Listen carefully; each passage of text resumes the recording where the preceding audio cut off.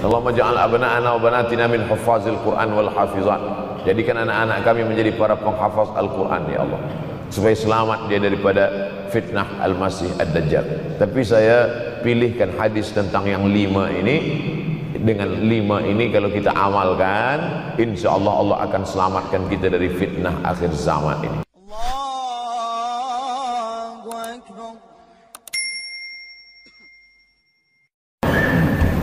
Tajuk kita fitnah akhir zaman. Fitnah bahasa Melayu artinya tuduhan tak ada bukti. Tohmah sebenarnya. Fitnah dalam bahasa Arab, cuba kita tengok dalam Al-Quran. A'udzubillahi minasyaitonirrajim. Wattaqu fitnah alladzi la tusibanna alladhina zalamu minkum khassah. Takutlah kamu kepada fitnah yang dia tidak akan menimpa kepada kamu yang zalim-zalim saja. Makna fitnah dalam ayat ini bukan fitnah tuduhan tanpa bukti tohmah. Fitnah dalam ayat ini artinya seksa, azab. Maka tajuk kita fitnah akhir zaman. Makna fitnah di sini bukan tuduh. Al fitnatu asyaddu minal qatl. Fitnah itu lebih kejam daripada pembunuhan. Bukan fitnah menuduh tanpa bukti, tapi maknanya adalah siksa. Orang yang terkena siksa itu lebih menyakitkan daripada dibunuh. Sebab bila dia dibunuh, sekali pancung mati, selesai. Tapi bila dia tersiksa, maka amat sangat menyakitkan. Itulah maka kata ayat Al-Quran, al-fitnatu asyaddu minal qatl. Fitnah lebih kejam daripada pembunuhan, siksa lebih menyakitkan daripada dibunuh. Kalau disuruh pilih siksa apa pilih bunuh? Dua-dua tak nak. Pilih bunuh. Bunuhlah aku. Bila ada orang disiksa, dipotong tangannya, dipotong kakinya, dipotong telinganya, dipotong hidungnya, disuruh pilih nak mana, atau potong kepala sekali. Baiklah potong kepala sekali, sebab dia tak merasakan seksa. Supaya kita faham tentang tajuk kita ini. Tajuk kita adalah fitnah akhir zaman. Jadi makna fitnah di sini bukan tuduhan tanpa bukti, tapi makna fitnah adalah seksa-seksa akhir zaman. Kalau ada akhir tentu ada awal. Ada setengah kelompok mengatakan dunia ini tiada berawal, tiada berakhir. Kata dia dunia ini qadim, sama seperti Allah Subhanahu wa taala. Kalaulah dunia ini qadim, tentu ada dua yang qadim, ada dua yang kekal abadi. Maka orang yang mengatakan alam ini kekal, tiada berawal, tiada berakhir, dia sudah syirik. Syirik maknanya mengatakan ada dua yang qadim. Allah tiada berawal, tiada berakhir, dunia tiada berawal, tiada berakhir. Siapa yang mengatakan alam ini tiada berawal, tiada berakhir, maka dia syirik. Orang yang syirik maka tidak diterima amalnya. La in asyrakta, kalau engkau syirik la yahbatanna amaluka. Kalau engkau syirik maka seluruh amalmu akan gugur, tak bernilai di hadapan Allah Subhanahu wa taala. Al-yawma uhilla lakumut thayyibat. Hari ini dihalalkan bagi kamu yang baik-baik. Wa ta'amul ladzina utul kitaba halal lakum wa ta'amukum halal lahum. Sembelihan orang Yahudi, sembelihan orang Nasrani ahli kitab halal bagi kamu. Bila kita pergi ke Europe, misal seumpama kita pergi ke Europe, sampai di sana kita tiada mendapatkan makanan kambing, kerbau, sapi sembelihan orang Islam. Dulu kata pensyarah saya masa belajar di Maghribi, kata dia dulu ambil master di UK. Waktu itu susah nak mendapatkan sembelihan orang Islam, maka dia cari sembelihan orang Yahudi. Ada tulisannya di situ kosher, kosher macam label halal, tapi bukan punya orang Islam, punya orang Yahudi. Maka dia ambil daging yang ada tulisan kosher ni, dia potong kecil-kecil, dia masak, dia makan. Kami tanya, Syekh, kenapa makan sembelihan orang Yahudi? Sebab dalam Al-Quran dikatakan al-yawma uhilla lakumut thayyibat. Hari ini dihalalkan bagi kamu yang baik-baik. Wa ta'amul ladzina utul kitaba halal lakum. Sembelihan orang Yahudi dan Nasrani halal bagi kamu. Menurut mazhab Hanafi, Maliki, Syafi'i. Hanafi, Maliki, Syafi'i. Mazhab Syafi'i, Hanafi, Maliki, Hambali. Hanafi, Maliki, Hambali. Sedangkan mazhab Syafi'i tidak. Sebab kata mazhab Syafi'i, mereka kafir. Mereka kafir. Orang kafir tak boleh dimakan sembelihannya. Laqad kafara alladhina qalu inna Allaha huwal Masih ibnu Maryam. Siapa yang mengatakan Al-Masih anak Maryam itu adalah Tuhan, maka dia kafir. Laqad kafara alladhina qalu inna Allaha salisu salasah. Kafirlah orang yang mengatakan Allah itu tiga dalam satu dalam tiga. Itu dalil mazhab Syafi'i mengatakan, kecuali yang datuk nenek dia dulu yang memang memegang mazhab itu setelah datang Nabi Muhammad SAW, mereka bersyahadat. Tapi mengapa menurut mazhab Hanafi, Maliki dan Hambali sembelihan mereka boleh dimakan? Karena ada tiga persamaan kita dengan Yahudi dan Nasrani. Pertama, sama-sama percaya kepada Allah, walaupun Allah dia berbeza, tapi sama-sama percaya bahwa ada Tuhan, ada Allah. Yang kedua, percaya Allah mengirim Nabi. Yahudi percaya kepada Nabi Musa, Nasrani percaya kepada Nabi Isa. Maknanya Allah mengirim Nabi. Yang ketiga, ini yang menjadi tajuk kita subuh ini, sama-sama percaya bahwa dunia akan berakhir. Yahudi mengatakan dunia akan berakhir, akan kiamat. Nasrani mengatakan dunia pun akan berakhir, hancur, akan kiamat. Bagaimana dengan Islam? Ma huwal iman? Apa itu iman wahai Muhammad sallallahu alaihi wasallam? Antu'mina billah, percaya kepada Allah, wa malaikatihi, percaya kepada malaikat, wa kutubihi, percaya kepada kitab-kitab, wa rusulihi, percaya kepada rasul-rasul, wal yaumil akhir, percaya bahwa dunia ini akan berakhir. Wa tu'mina billah wa tu'mina bil qadri khairihi wa syarrihi, engkau percaya kepada takdir baik dan takdir buruk. 6. Siapa yang tidak percaya kepada rukun iman yang 6, maka dia tidak lagi diakui sebagai umat Muhammad sallallahu alaihi wasallam. Fitnah akhir zaman.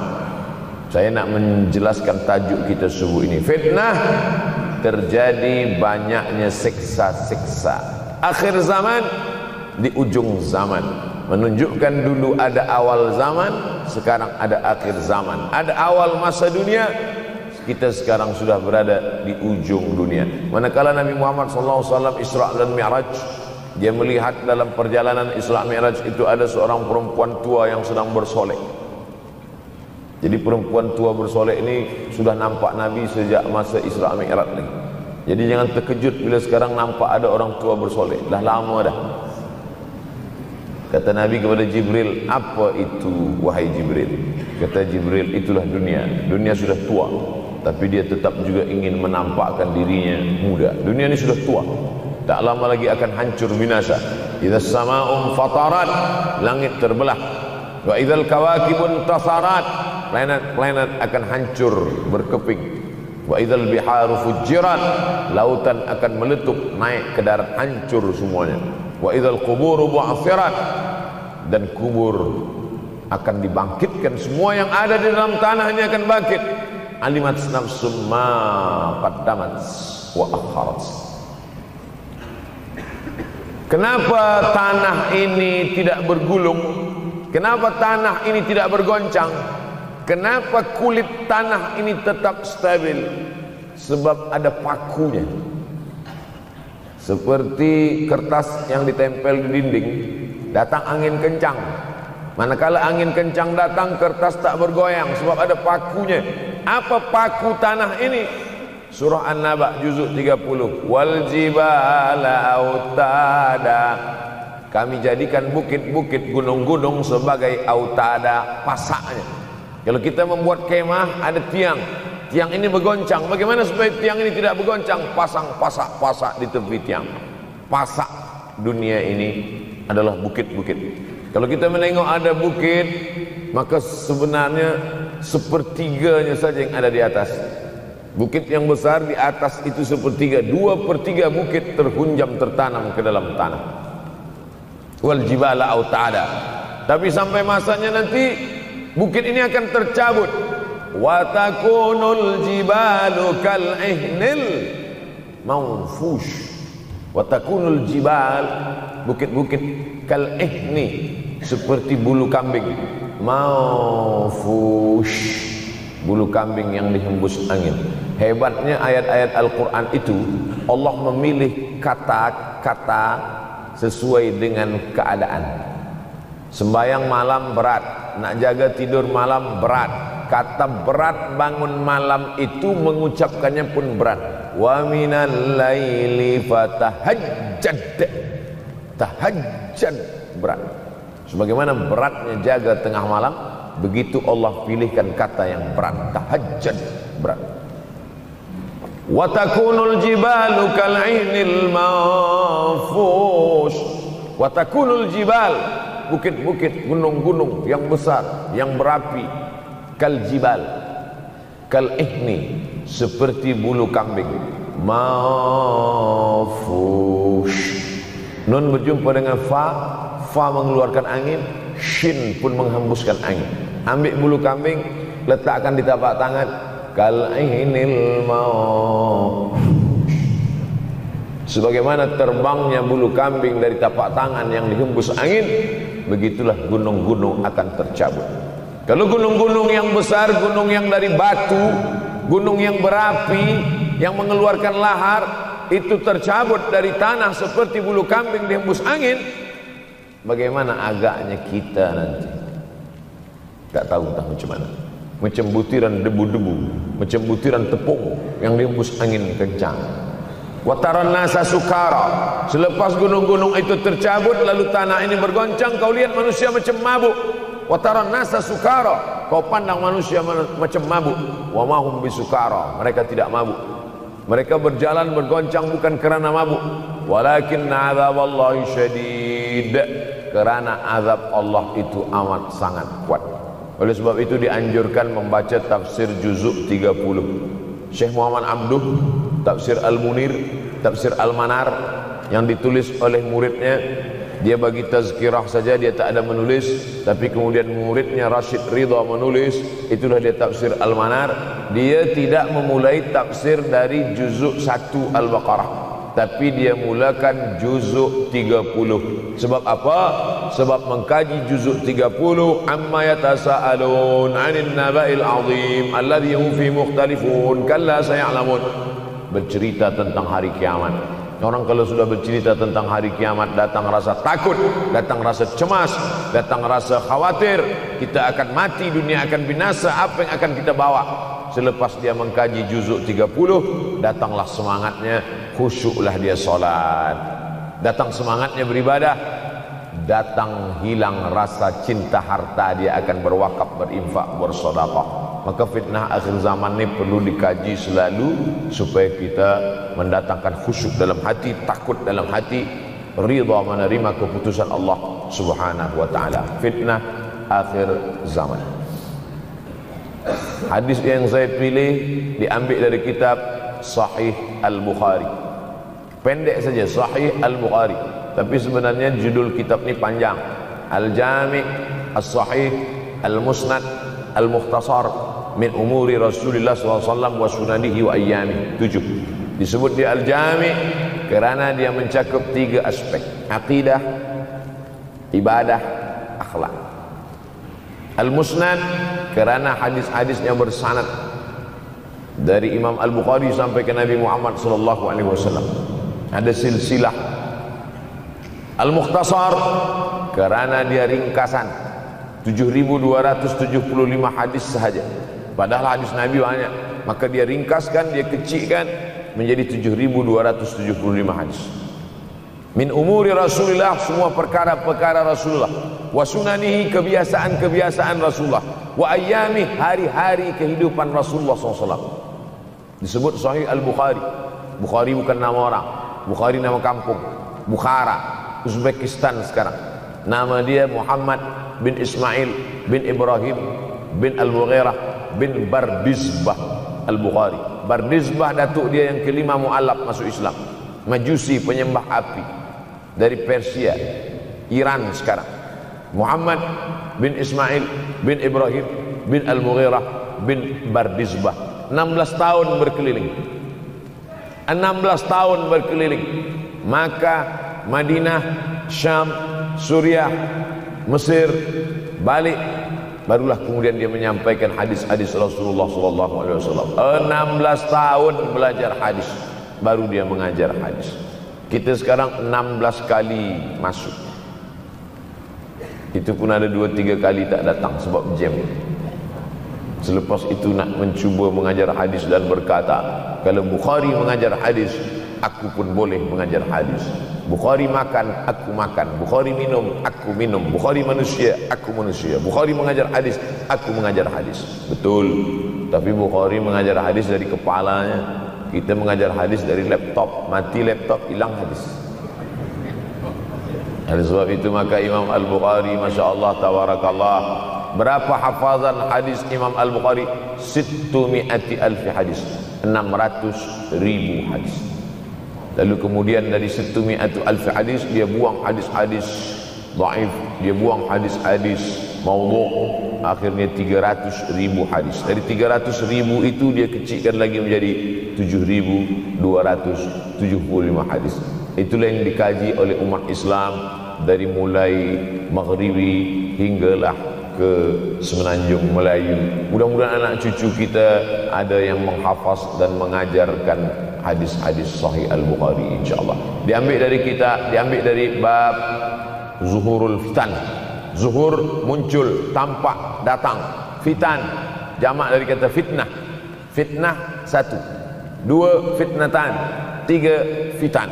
Diriwayatkan dari As-Sahabi Al-Jalil, sahabat yang mulia bernama Abdurrahman, ayahnya Sakhar, kampungnya Dus.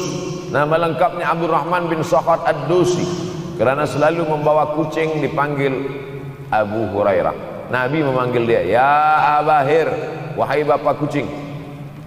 Ya Abahir, wahai engkau orang yang selalu membawa kucing. Hatinya lembut, tak sampai hati dia menengok ada kucing tak makan, dia bagi makan. Abu Hurairah radhiyallahu anhu. Apa kata Abu Hurairah radhiyallahu anhu? Aku mendengar Nabi SAW bersabda, di antara tanda-tanda dekatnya hari kiamat itu adalah, dalam hadis ini ada 5. Yang pertama, yataqarabuz zaman. Zaman, masa, waktu makin pendek, makin singkat, makin tak terasa. Dulu nampak budak-budak, sekarang dah jadi mak budak-budak.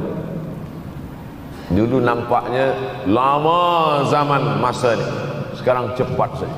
Dari pagi ke petang, petang ke pagi, pagi ke petang, petang ke pagi. Bahkan sekarang ada pula orang yang tak tahu petang, tak tahu pagi. Pagi tidur, petang tidur. Tak terasa. Yataqarabuz zaman. Tanda-tanda kiamat, fitnah akhir zaman sudah dekat adalah yataqarabuz zaman. Kata Nabi SAW, waktu tak terasa. Tak terasa. Tak terasa dah engkau dah datang.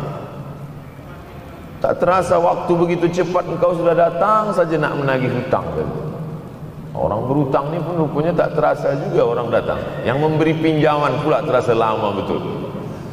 Apakah beza antara 5 minit dulu dengan 5 minit sekarang? Sama. Apakah beza antara 24 hours, 24 jam dulu dengan 24 jam zaman Nabi dengan 24 jam zaman sekarang? Sama. Tak ada beza. Mataharinya sama, bulannya sama, buminya sama. Yang berkeliling mengelilingi matahari sama. Apa yang membuat berbeza? Apa yang membuat zaman itu yataqarabuz zaman? Ada hal-hal yang membuat kita sibuk. Dulu tak ada Google.com, dulu tak ada Facebook, dulu tak ada Twitter, dulu tak ada BBM, dulu tak ada Instagram. Sekarang waktu habis. Bila kita tanya orang mana yang lebih lama, 5 minit atau 50 minit, semuanya sepakat mengatakan 50 minit lama, 5 minit kejap. Saya tanya 2 kali, pelajar-pelajar, penuntut-penuntut, mana yang lebih lama, 5 minit atau 50 minit? Semuanya berkata 50 minit lebih lama daripada 5 minit. Lepas tu saya balik, mana yang lebih lama? 5 minit menunggu azan maghrib bulan puasa, 50 minit status FB, Instagram. Oh, lebih lama 5 minit menunggu azan maghrib. 5 minit menunggu azan maghrib bulan puasa macam-macam mati jam. 50 menit hilang waktu tak terasa. Itu menunjukkan hadis Nabi itu, saya semakin saya baca hadis Nabi makin kuat keyakinan saya, makin kuat iman saya, makin hilang keraguan saya bahwa yang berbicara ini bukan manusia biasa, tapi dia dapat wahyu dari Allah. Wa ma yantiqu 'anil hawa in huwa illa wahyun yuha, melainkan wahyu dari Allah Subhanahu wa taala. Yataqarabuz zaman, masa begitu cepat berlalu tak terasa. Sebulan seperti sepekan, sepekan seperti sehari, sehari seperti sesaat. Akhirnya kita pun kehilangan waktu, habis. Saya Ustaz Abdul Somad, memang zaman ni tak terasa, cepat betul. Rasa-rasa kejap dah bulan Ramadan, tak terasa baru saja Idul Fitri dah masuk pula lagi. Masya Allah, begitu cepatnya masa berlalu. Maka jangan sampai kita, saya semakin saya baca hadis ni semakin kuat keyakinan saya bahwa Nabi Muhammad sallallahu alaihi wasallam mendapat wahyu dari Allah Subhanahu wa taala. Semakin kuat keyakinan dan keimanan. Kenapa? Seandainya Nabi berkata zaman nanti di akhir zaman itu semakin cepat, semakin dekat, semakin berlalu tak terasa, tapi kemudian zaman yang kita lalui tak sama seperti yang dikatakan Nabi. Mungkin datang juga keraguan dalam hati, betulkah ini? Tapi ternyata 1441 tahun lampau, 1440 tahun yang lalu Nabi mengatakan, dan hari ini terbukti zaman begitu cepat berlalu. Masya Allah, tabarakallah. Hari inilah ditemukan internet, hari ini datang television, hari ini datang WhatsApp, hari ini datang yang melalaikan kita daripada Allah Subhanahu wa taala. Sehingga waktu datang sembang-sembang, cerita-cerita, tengok ini, update ini, tulis ini, tengok ini, pandang ini, habis waktu berlalu. Padahal waktu inilah yang akan ditanya oleh Allah Subhanahu wa taala. 6 kali Allah bersumpah demi waktu. Terbit fajar, wal fajri wa layalin nashr, masuk waktu subuh. Was subhi idza tanaffas, masuk waktu duha. Wad duha wal laili idza saja, masuk waktu siang. Wan nahari idza tajalla, masuk waktu asar. Wal asri innal insana lafi khusr, masuk waktu malam. 2 kali Allah bersumpah demi waktu malam. Wal laili idza saja wal laili idza yaghsha. Kenapa hadis ini yang Ustaz bahaskan? Kami nak mendengar hadis tentang Dajjal dah lahir atau belum. Dajjal dah hadir. Mana bukti Dajjal dah hadir? Kurma bisan tidak lagi berbuah. Bila kurma bisan tidak berbuah, Dajjal dah nak datang. Kurma besan sekarang sudah berkurang, tak berbuah. Lalu kemudian apa lagi? Ain Zuhar, mata air dari Ain Zuhar sudah kering. Sudah kering. Oleh sebab itu, tapi manakala dulu datang Habib Umar bin Hafiz, saya hadir majlis itu, adalah seorang bertanya, Habib, ya, Imam Mahdi dah lahir atau belum? Saya tengok Habib menjawab, sepertinya dia macam tak suka pertanyaan. Kata dia, kita tak perlu mencari-cari dia dah lahir atau belum, kampung dia di mana, dia lahir di hospital mana dia. Yang perlu kita siapkan adalah iman dan takwa, pengetahuan kita, supaya kita jangan sampai terkecoh, supaya kita boleh membezakan mana hak, mana batil, mana betul, mana salah, mana lurus, mana bengkok, mana hitam, mana putih. Sehingga dengan istiqomahnya kita beribadah ini, kita boleh membezakan mana Al-Masih yang original, yang asli, mana Al-Masih Ad-Dajjal. Makanya tadi sebelum salam kita berkata, Allahumma inni a'udzubika min azabi jahannam wa min azabil qabri wa min fitnatil mahya wal mamat wa min syarri fitnatil masihid Dajjal. Membaca, menghafaz 10 ayat di awal surah Al-Kahfi. Siapa yang menghafaz 10 awal ayat, hadis lain mengatakan 10 akhir, 10 awal 10 akhir, elok dua-duanya. Tapi Masya Allah, tabarakallah, anak-anak kita yang pakai jubah, pakai sorban putih ini, daripada tahfiz Quran, mereka tidak hanya menghafaz 10 awal 10 ujung, dari awal sampai ujung dia hafaz, 30 juzuk dia hafaz. Mudah-mudahan anak-anak kita penghafaz Al-Quran. Allahumma ja'al abna'ana wa banatina min huffazil Quran wal hafizan.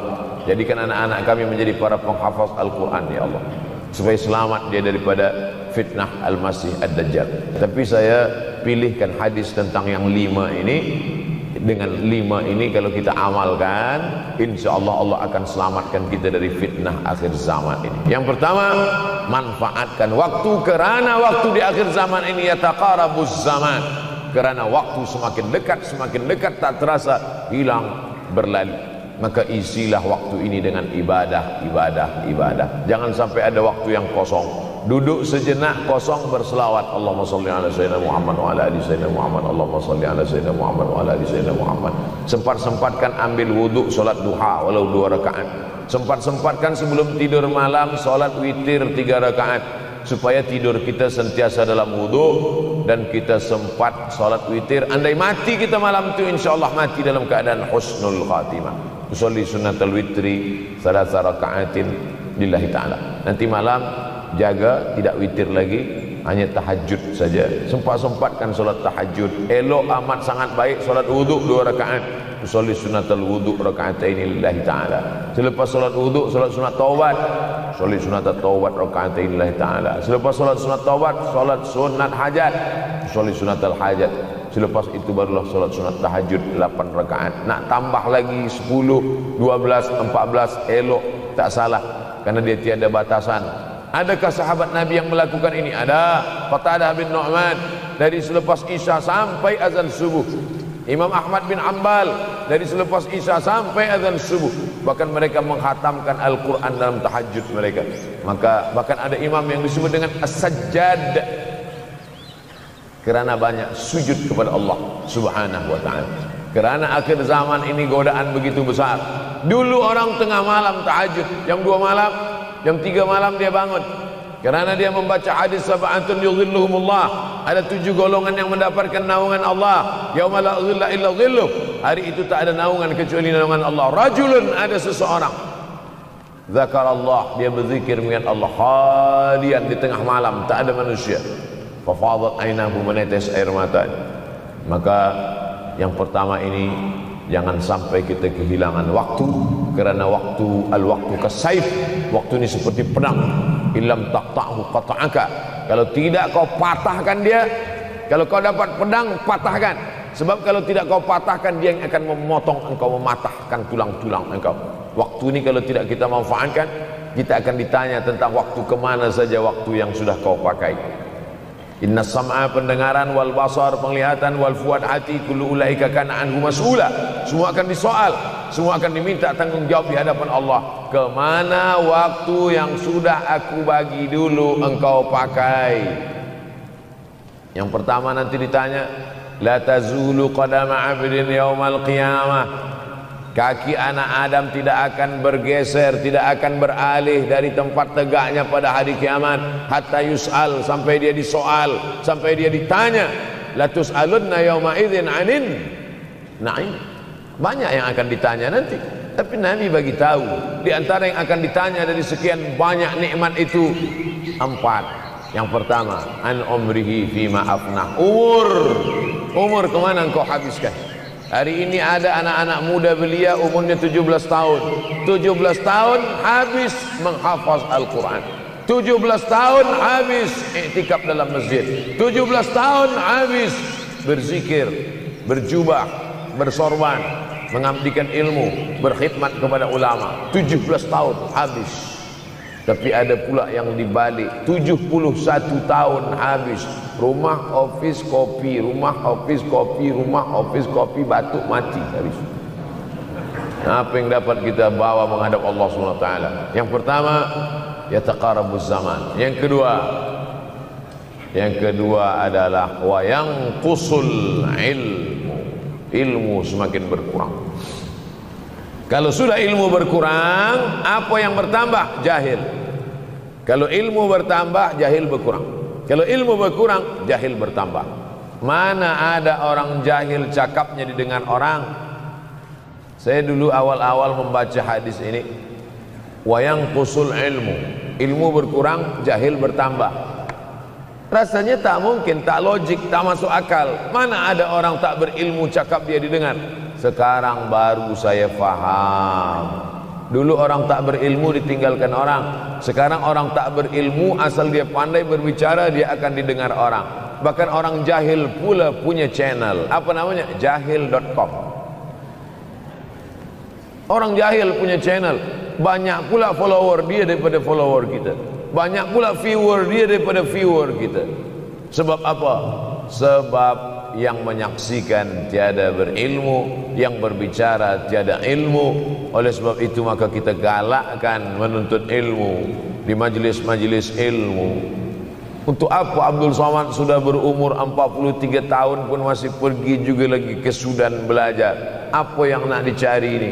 Tak lain tak bukan, mudah-mudahan kita termasuk orang yang sampai akhir hidupnya mencari ilmu, insyaAllah. Saya datang kemari bukan niat mengajarkan ilmu.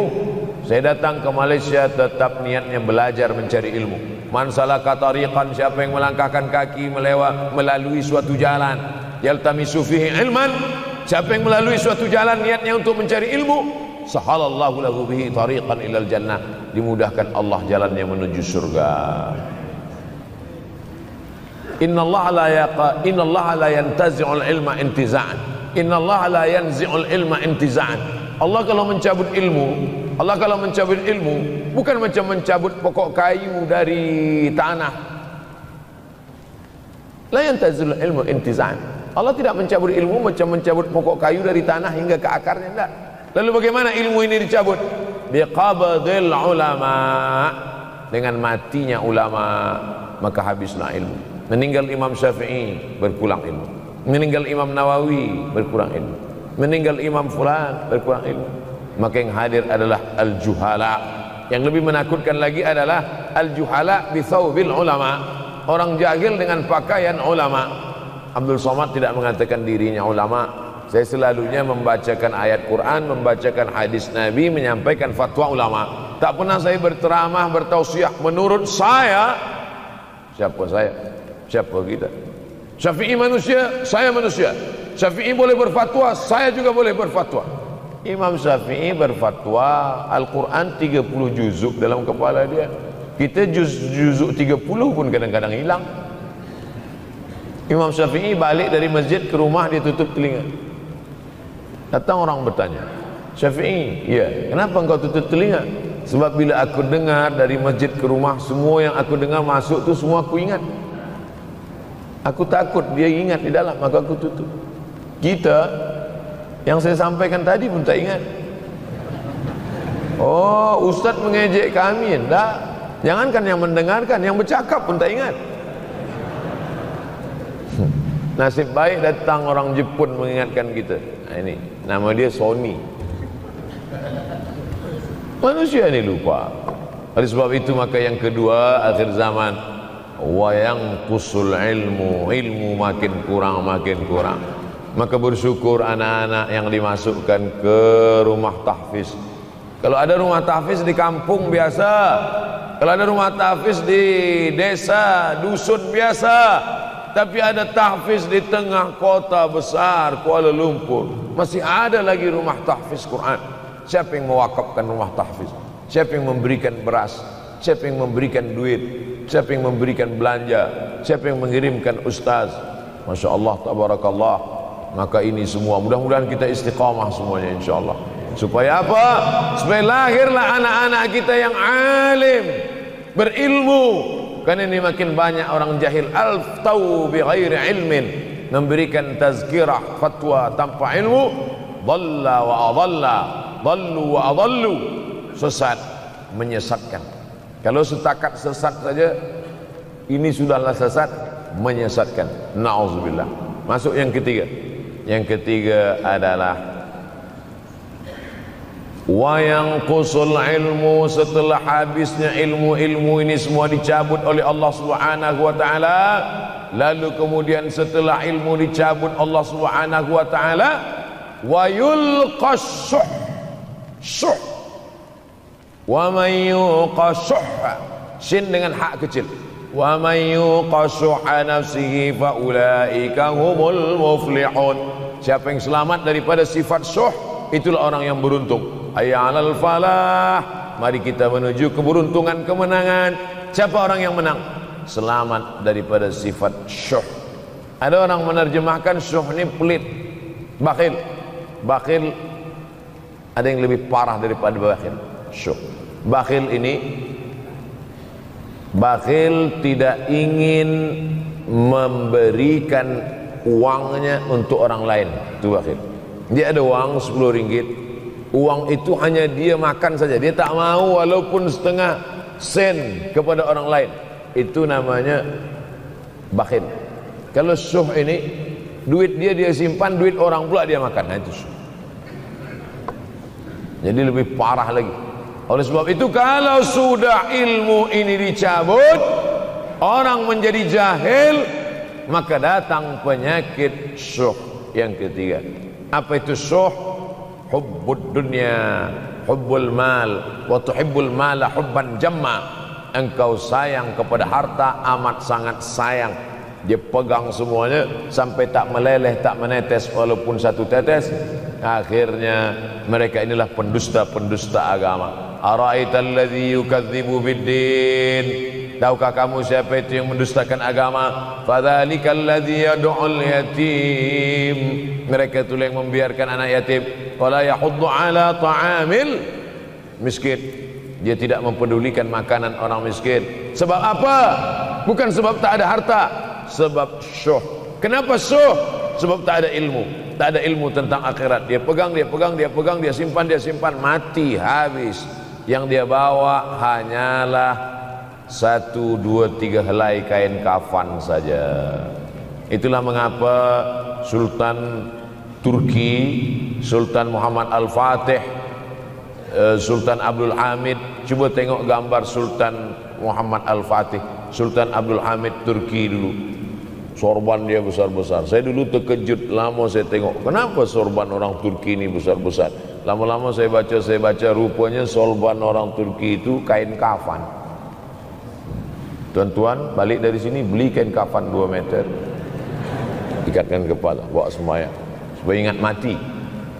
Bolehkah menyiapkan kain kafan? Baca kitab Tanbihul Mughtarrin, peringatan bagi orang-orang yang tertipu.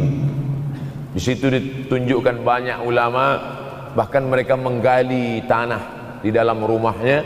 Malam-malam dia tahajud, selepas tahajud dia duduk di dalam tanah itu supaya terasa bagaimana rasanya mati. Gali tanah 2 meter, masuk ke dalam. Tapi kalau nak buat itu kita saja dengan Allah. Yang pula banyak juga orang sekarang udah gali tanah masuk ke dalam, streaming pula. Hai guys, nak rasakan mata? Mana boleh terasa? Kita saja masuk ke dalam, rasakan macam mana rasa. Sebab kalau cakap saja, marilah kita ingat mati, takutlah kita pada mati, kita tak tahu bagaimana rasa mati. Kalau nak merasakan bagaimana rasa mati, nanti kalau ada orang mati meninggal dunia, masuk kita ke dalam, kita sambut jenazah, kita letakkan, kita duduk, rasakan. Ketika Fatimah meninggal, Fatimah emak Sayyidina Ali meninggal, Nabi masuk ke liang lahat. Masuk Nabi ke liang lahat, Nabi berdoa di dalam. Ketika Utsman bin Maz'un meninggal, Nabi masuk ke dalam, Nabi pegang jenazah Utsman bin Maz'un, meleleh air mata Nabi turun ke misai, turun ke janggutnya, turun menetes sampai ke bawah. Merasakan bagaimana rasanya di dalam. Dulu saya pernah berjumpa dengan seorang pemuda, telinga dia pakai anting subang.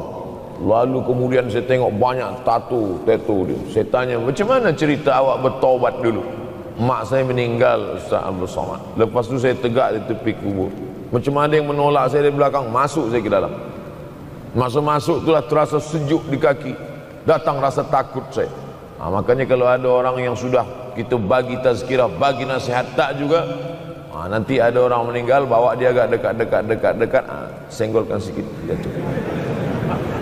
Gitu caranya supaya kita terasa mati ini, supaya apa? Hilangkan penyakit syuh, cinta harta, takut mati, dan membuat kita menjadi bakhil, pelit. Na'udzubillah.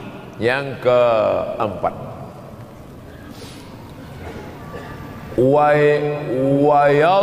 tazharul fitan. Ini yang terkait dengan tajuk kita yang keempat. Wa tazharul fitan. Banyaklah fitnah, siksa. Dulu masa saya kelas 1 madrasah madrasah tahun 1990. Berkumpullah kami bersama-sama dengan cikgu mengkaji masalah apa? Masalah Bosnia Herzegovina, mengamuk Slobodan Milosevic, menghancurkan umat Islam di Bosnia. Sampai ada yang meminta fatwa kepada Syekh Yusuf Al-Qardawi, bolehkah perempuan yang perempuan Bosnia yang dirogol tentara Serbia hamil, bolehkah dia menggugurkan anaknya? Kata Syekh Yusuf Qardawi, tak boleh. Maka dia biarkan saja anak itu lahir dan dia tidak dianggap berdosa karena ini sudah takdir Allah SWT. Bagaimana mereka dibunuh? Maka makin banyaklah selepas Bosnia datang pula yang terjadi di Rohingya, di Uighur. Umat Islam berkumpullah presiden-presiden negeri Islam di Kuala Lumpur. Erdogan datang, berkumpul semuanya membahas bagaimana nak menolong Muslim Uighur. Rupanya umat Islam pun tak sanggup nak menolong. Apa yang boleh dilakukan di Uighur? Berdoalah umat Islam. Rupanya Allah kalau mau menolong mudah saja. Mudah saja Allah menolong. Tidak datang rudal skat, tidak datang tentera, tidak datang senjata, cukup datang corona, selesai. Allah Subhanahu wa taala, wa makaru wa makarallah. Mereka membuat tipu daya, Allah balas dengan tipu daya yang lain. In tansurullah, kalau kau tolong, ittaqu da'watal mazlum, takutlah kamu terhadap doa orang-orang yang teraniaya. Fa innahu laisa bainahu wa bainallahi hijab, karena di antara dia dengan Allah tak ada hijab sama sekali. Wa yakthurul wa tazharul fitan, banyaklah fitnah. Yang terakhir, yang kelima, wa yakthurul haraj. Wa yakthurul haraj, banyak terjadi haraj, kata Nabi. Sahabat pun bertanya, ya Rasulullah, wa mal haraj? Apa haraj itu ya Rasulullah? Kata Nabi SAW, al haraj al qatlu. Nanti di akhir zaman itu akan banyak pembunuhan. Dulu pun banyak juga pembunuhan, tapi tak banyak sekarang. Pembunuhan di Palestina sampai sekarang tak berakhir. Pembunuhan Rohingya tak berakhir. Pembunuhan di Uighur, pembunuhan. Dulu imam-imam masjid, imam salat tarawih dulu di Masjidil Haram, Allahumma ansuril Islam wal muslimina fi Palestin. Dulu satu, selepas itu bertambah, Allahumma ansuril Islam wal muslimina fi Palestin wa Suriah.